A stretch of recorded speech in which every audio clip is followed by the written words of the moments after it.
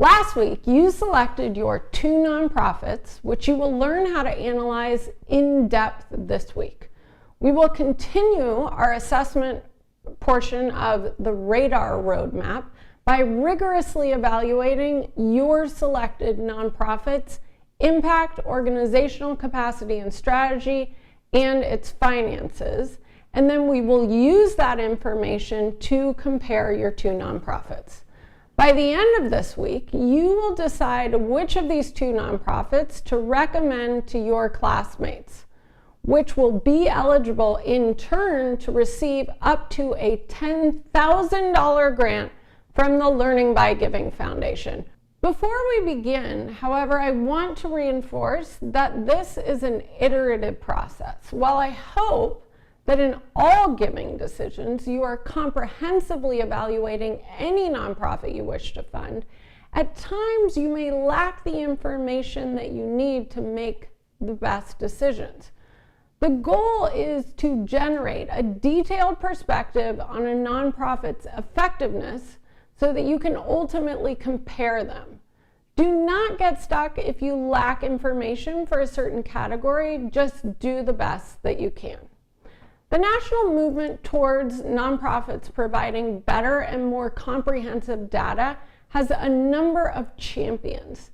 One is the brilliant Jacob Harold, the CEO of GuideStar, an organization that gathers and disseminates information about nonprofits. Jacob has graciously agreed to share some of his expertise on how to interpret and use nonprofit data and what information for the purpose of comparing 2 nonprofits is most important for you to focus on. Additionally, in your time with Jacob, he is going to take you through the IRS Form 990 and how to use the data within it.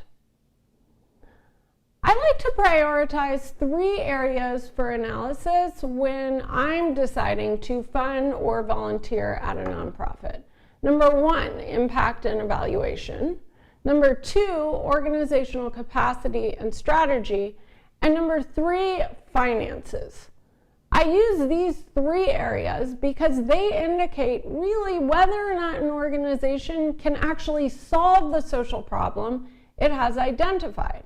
Taken together, the 3 areas outline for each of us what specific social change will happen if the nonprofit succeeds, how stakeholders will know if success is actually achieved, and operationally, if the organization has the requisite personnel, strategy, and resources to reach their specific goals. These categories provide the information that is essential to understanding an organization's theory of change as well as their intervention strategy. In our next 3 videos, we will move through each of these areas and develop a strong overall sense of the organizations we are evaluating. The first step towards producing a nonprofit analysis and funding recommendation. So let's start investigating what our nonprofit's activities are ultimately in service of. That is, what is their impact?